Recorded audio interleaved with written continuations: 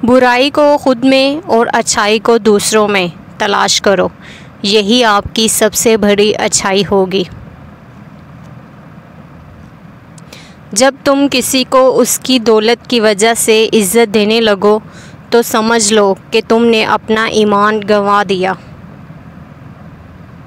जितनी भीड़ बढ़ रही है ज़माने में, लोग उतने ही अकेले होते जा रहे हैं।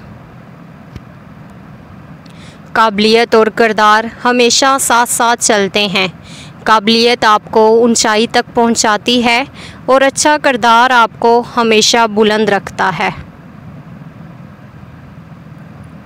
अच्छा ज़रूर बने, मगर साबित करने की कोई ज़रूरत नहीं।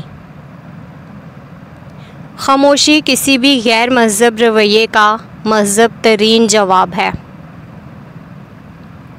इमाम अली रज़ी अल्लाह ताला अन्हो फरमाते हैं, जिस घर की ख़वातीन में से किसी का नाम फ़ातिमा हो, उस घर में फ़िक्र मुफ़लिसी दाखिल नहीं होती।